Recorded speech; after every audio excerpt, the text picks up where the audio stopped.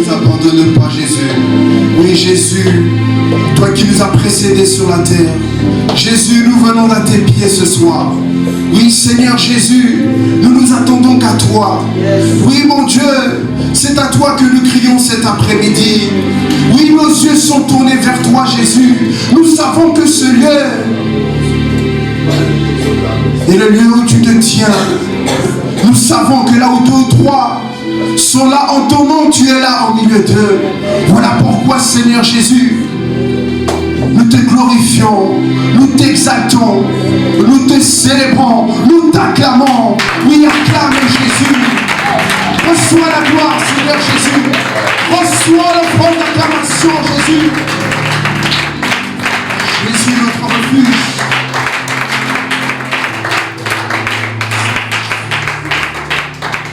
Gloire au Seigneur Jésus-Christ. Nous pouvons vous asseoir. Tu peux saluer ton voisin. Tu peux saluer ta voisine. Salue ton voisin. Salue ta voisine que tu n'as pas vue.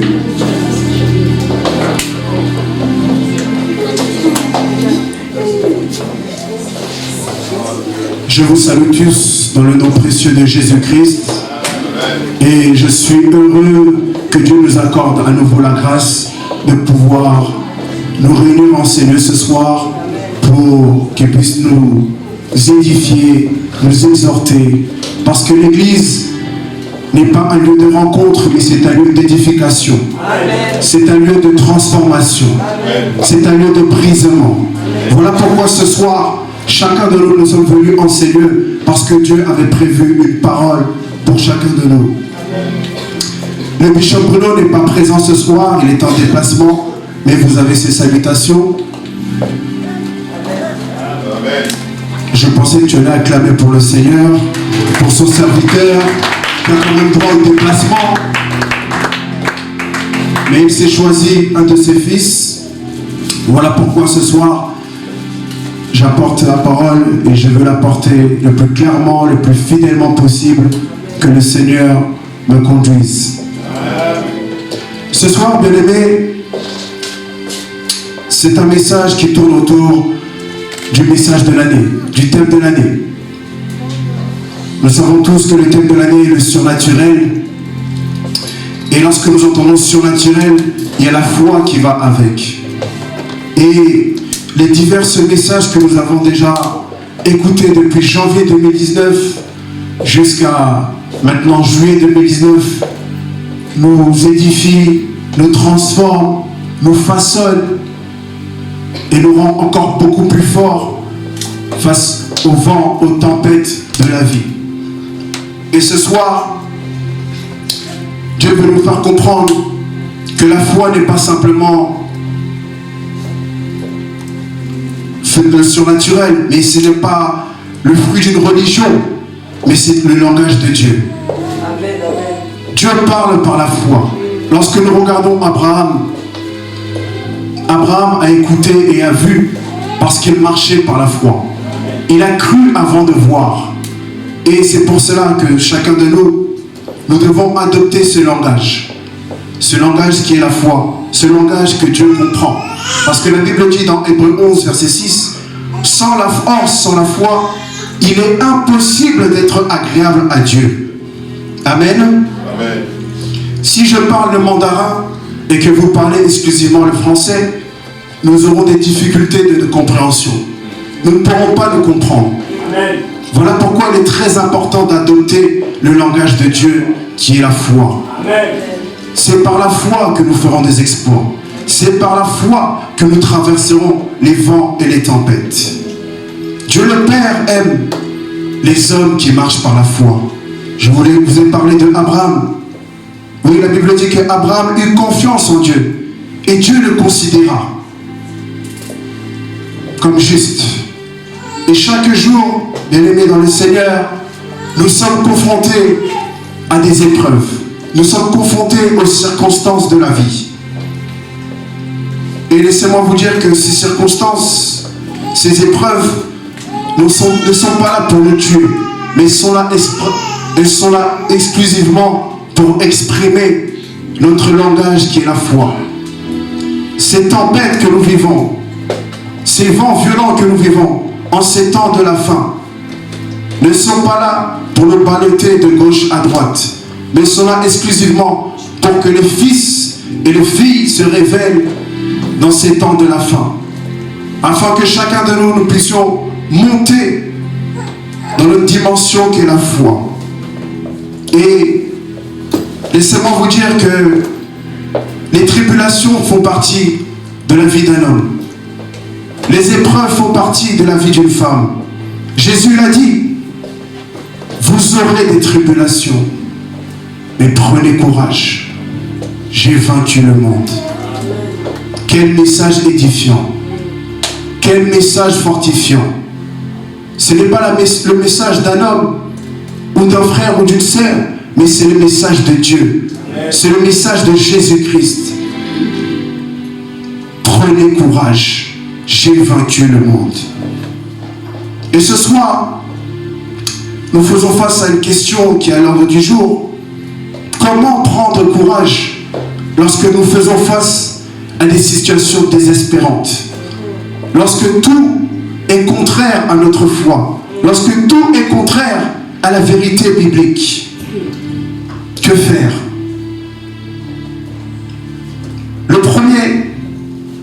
La première des choses qu'on a à faire, nous en tant que chrétiens, c'est de tourner notre regard vers Christ.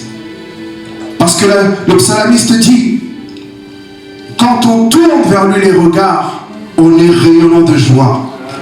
Bien-aimé, lorsque tu es dans l'épreuve, tourne seulement ton regard vers Christ.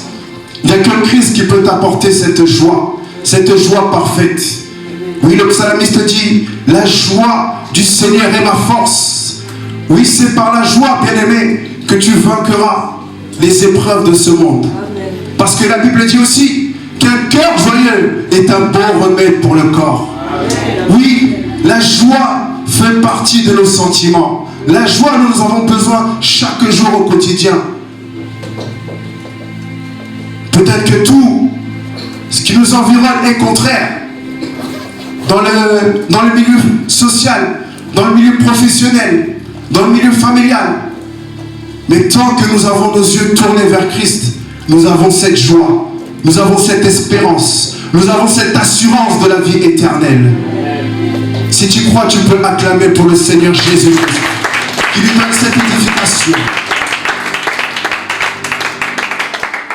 Voilà pourquoi ce soir, bien-aimé, j'ai intitulé le thème de ce soir, tourne ton regard vers Christ. Tourne ton regard vers Christ. Oui, parce que c'est vers Christ que nous avons la foi. La Bible dit dans Romains 10, 17, ainsi la foi vient de ce qu'on entend. Et ce que l'on entend vient de la parole de Christ. Oui, la parole révélée, la parole Réma, qui vient de Christ, qui n'est pas à ne pas confondre avec le don de la foi. Je vous laisserai méditer dans 1 Corinthiens 12, où la Bible dit, or, à chacun, la manifestation de l'Esprit est donnée pour l'utilité commune. En effet, à l'un est donné par l'Esprit une parole de sagesse, à un autre une parole de connaissance selon le même Esprit, à un autre la foi par le même Esprit. Deux choses différentes. Le don de la foi et la parole révélée de Christ. Oui, chacun de nous ce soir, bien-aimé, je voudrais que tu marches en ayant ton regard tourné vers Christ. Parce que c'est cette parole qui fait de nous des vainqueurs. C'est cette parole qui fait de nous des champions de la vie. Oui, certaines personnes, bien-aimées, je le disais au début de ce culte, sont frustrées par leur quotidien. D'autres personnes sont désespérées par rapport à ce qu'ils vivent dans les domaines de la vie, que ce soit professionnel ou social.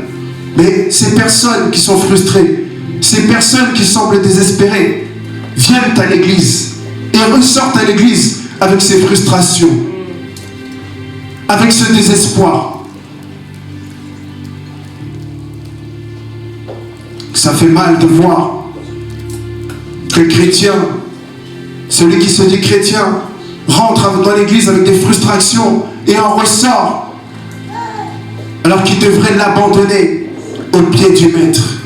Oui, Jésus dit, venez à moi, vous tous qui êtes chargés. Venez à moi, vous tous qui êtes chargés. De vos fardeaux, je vous déchargerai. Le Seigneur désire ce soir nous faire comprendre que les fardeaux que nous pouvons avoir dans la vie quotidienne, nous ne devons pas les emporter avec nous, mais nous devons les abandonner à Christ. Parce que Christ nous connaît mieux que quiconque, mieux que nos parents, mieux que nos employeurs. Nos employeurs peuvent nous voir en bonne santé, peuvent nous voir souriants, mais au fond de nous, c'est un cœur qui pleure. Mais au fond de nous, c'est un cœur qui est déchiré. Mais à travers cela, nous avons toujours une espérance en regardant vers Christ. Voilà pourquoi ce n'est pas une fatalité de passer par des moments difficiles. Moi qui vous prêche, je suis passé et je passe par des moments difficiles. Mais ce qui me retient, ce qui me donne la force de me tenir debout, ce qui me donne la force de me lever, c'est pas le travail. Non, c'est pas le travail. Parce que le monde d'aujourd'hui veut nous faire comprendre que nous vivons grâce au travail. Non, nous vivons grâce à Christ. Amen. Ce n'est pas le travail qui me fait vivre. Les mains que Dieu m'a données, si demain je dois arrêter mon emploi, j'ai la capacité de créer l'emploi par mes mains. Parce que Christ m'a donné ses mains. Non pas seulement pour l'exalter, pour lui donner, mais également pour investir, pour également créer de l'affaire, créer de la matière. Oui, ce soir, c'est un message d'espérance pour avoir la bonne attitude face aux épreuves. Parce que c'est ça qui fait la différence entre nous chrétiens et les gens de ce monde. C'est avoir la bonne attitude face aux épreuves et avoir confiance en Dieu. Telle est la différence que nous avons entre nos amis, entre certains membres de nos familles. Quelle est la confiance que tu as en Dieu? Quelle est la confiance que tu as au Seigneur Jésus-Christ? Il te dit ce soir, c'est moi qui ai créé l'univers, c'est moi qui ai créé le monde, c'est moi qui ai créé tout ce dont tu vois, j'en suis le créateur. Même les oiseaux ne manquent de rien. Comment toi, que j'ai créé à ton image, tu peux manquer de quoi que ce soit?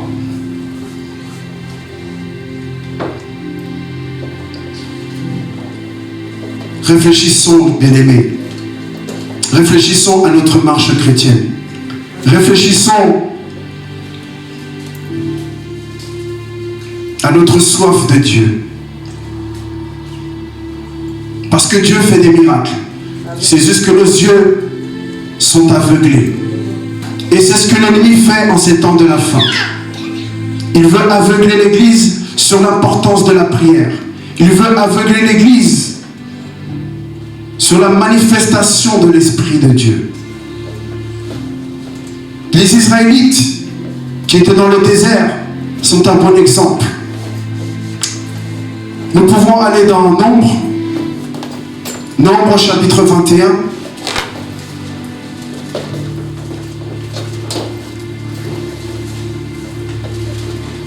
Nombre chapitre 21,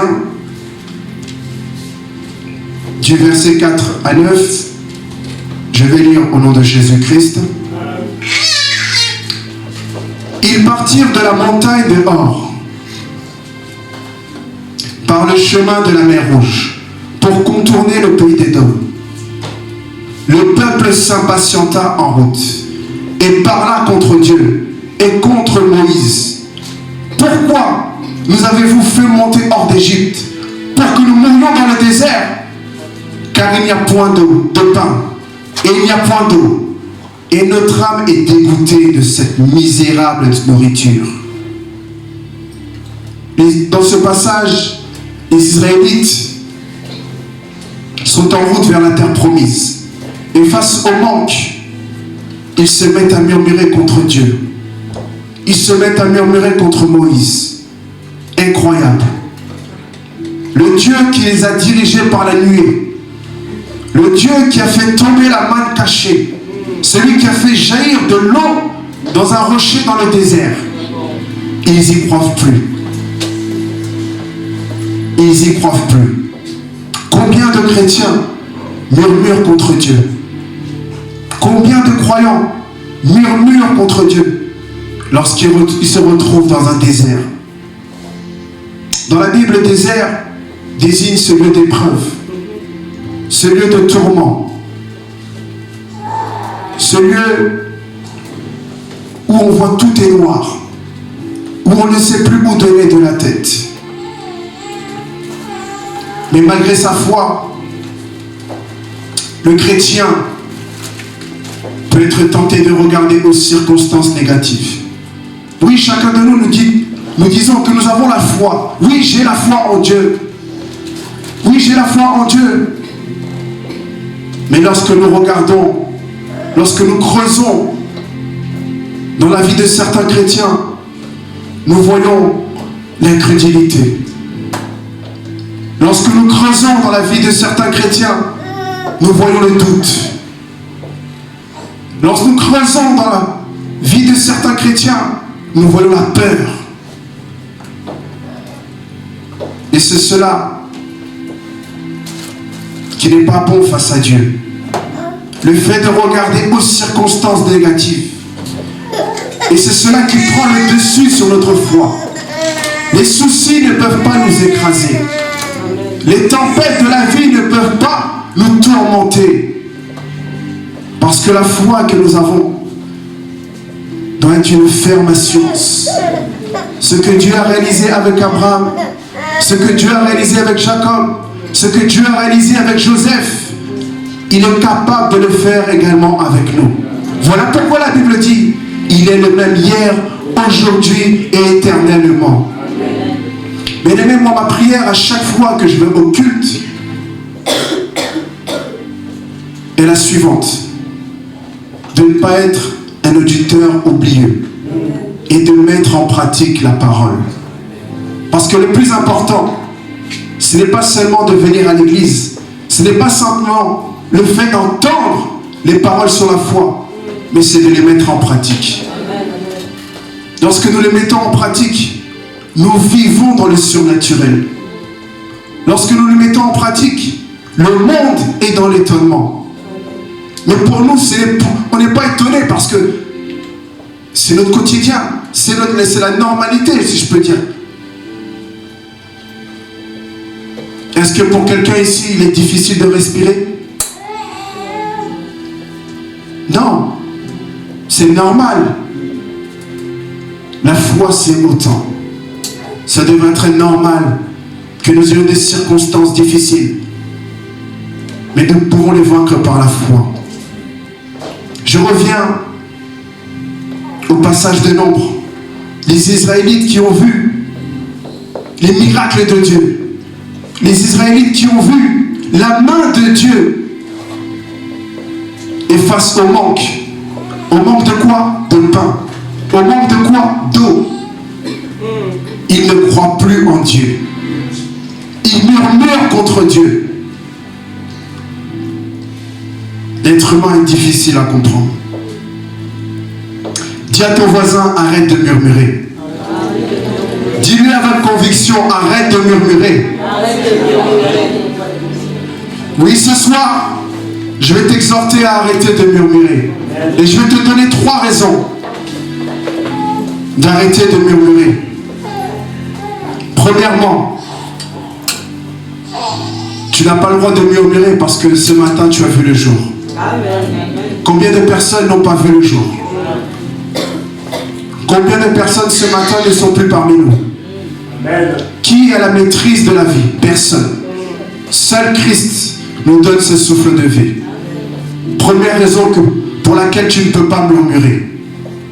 Deuxième raison, est-ce que murmurer apporte quelque chose à ta vie? Non. Est-ce que ça change quelque chose à ta vie? Parce que nous voyons certains chrétiens qui viennent à l'église en murmurant, qui dorment le soir avec des douleurs et qui se mettent à murmurer sur leur couche, à murmurer sur leur lit, à se tracasser la tête. Mais est-ce que ça rajoute une chose positive à leur vie? Est-ce que ça va arranger la situation? Non. Jésus dit dans Matthieu 6, verset 27, « Qui de vous, par ses inquiétudes, peut ajouter une mesure à la durée de sa vie? » Qui de vous, par ses inquiétudes? Les inquiétudes ne changeront rien. Les inquiétudes, au contraire, vont t'enfoncer. Troisième et dernière raison, mais la liste n'est pas exhaustive, d'arrêter de murmurer, c'est un péché de la langue. Murmurer contre Dieu, c'est un péché. 1 Corinthiens 10, 10. Ne murmurez pas, comme murmurèrent quelques-uns d'entre eux, en parlant des enfants d'Israël. Ne murmurez point. Continuons au verset 6. Alors l'Éternel envoya contre le peuple des serpents brûlants. Ils mordirent le peuple, et il mourut beaucoup de gens en Israël. Verset 7. Le peuple vint à Moïse et dit, nous avons péché, car nous avons parlé contre l'Éternel et contre toi. Prie l'Éternel, afin qu'il éloigne de nous ces serpents. Moïse pria pour le peuple. L'Éternel dit à Moïse, fais-toi un serpent brûlant, et place-le sur une perche, et quiconque aura été mordu, et le regardera, conservera la vie. Moïse fit un serpent d'airain, et le plaça sur une perche, et quiconque avait été mordu par un serpent, et regardait le serpent d'airain, conservait la vie. Parole du Seigneur. À la fin de ce passage, qu'est-ce que nous voyons? Nous voyons que les Israélites qui avaient murmuré contre Moïse et contre Dieu, Dieu permet que des serpents brûlants apparaissent dans le désert. Dieu permet que ces serpents puissent attaquer les Israélites.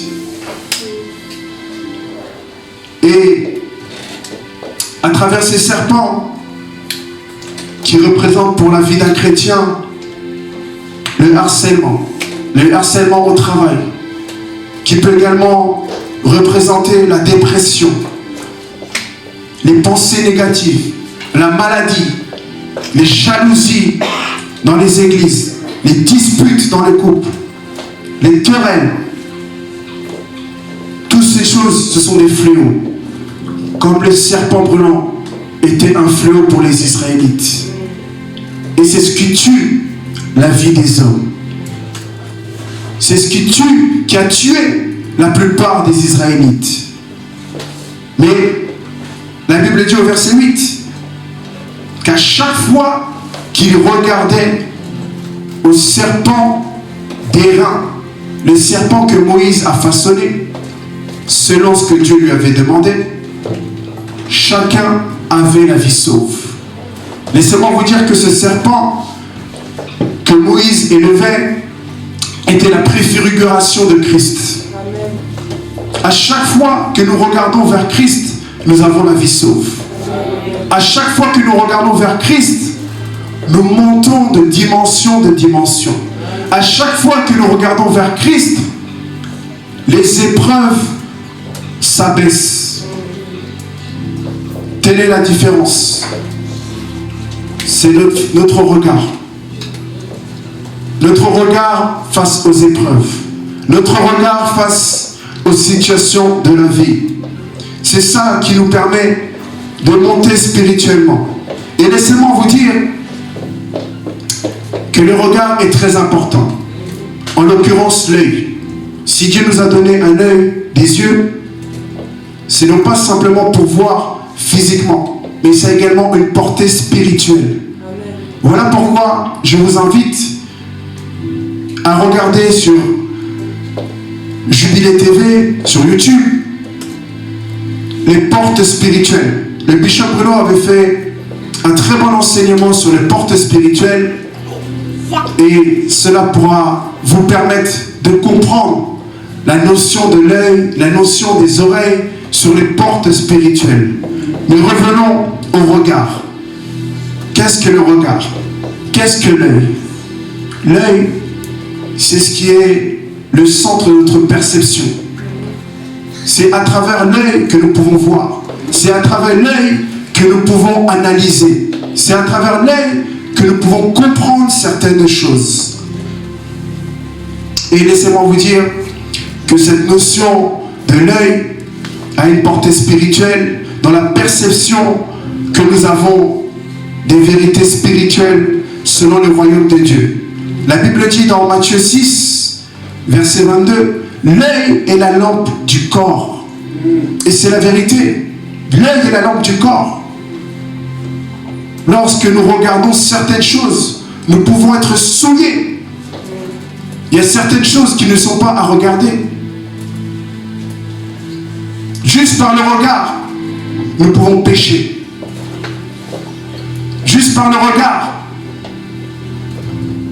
nous pouvons perdre la foi.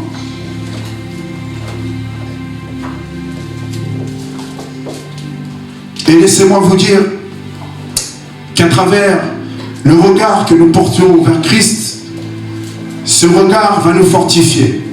Ce regard va nous édifier. Pourquoi?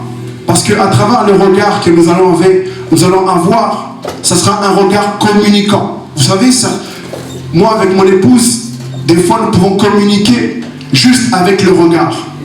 Pourquoi? Parce que nous avons une intimité.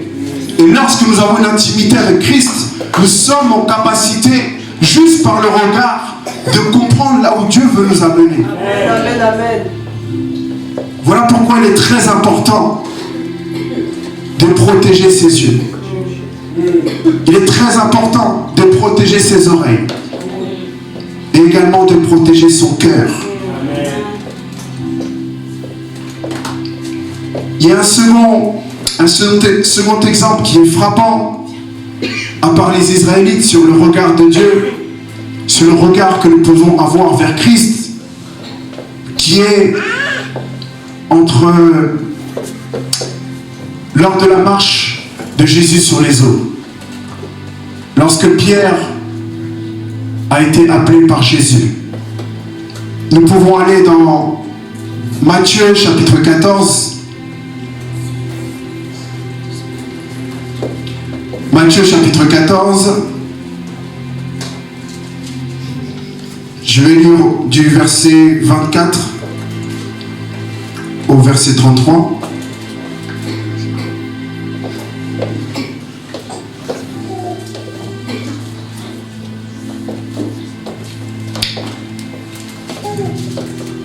Quand il eut renvoyé, il monta sur la montagne pour prier à l'écart, et comme le soir était venu, il était seul. La barque, déjà au milieu de la mer, était battue par les flots, car le vent était contraire. Au début de ce passage, Jésus parla à ses disciples.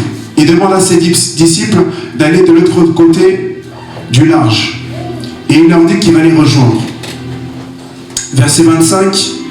À la 4e veille de la nuit, Jésus alla vers eux, marchant sur la mer. Quand les disciples le virent marcher sur la mer, ils furent troublés et dirent « C'est un fantôme !» Et dans leur frayeur, ils poussèrent des cris. Jésus leur dit aussitôt « Rassurez-vous, c'est moi, n'ayez pas peur. » Pierre lui répondit « Seigneur, si c'est toi, ordonne que j'aille vers toi sur les eaux. » Et il dit « Viens. » Pierre sortit de la barque et marcha sur les eaux pour aller vers Jésus. Mais voyant que le vent était fort, il eut peur. Et comme il commençait à enfoncer, il s'écria « Seigneur, sauve-moi » Aussitôt, Jésus étendit la main, le saisit et lui dit, homme de peu de foi, pourquoi as-tu douté? Et ils montèrent dans la barque et le vent cessa. Acclamons la parole du Seigneur.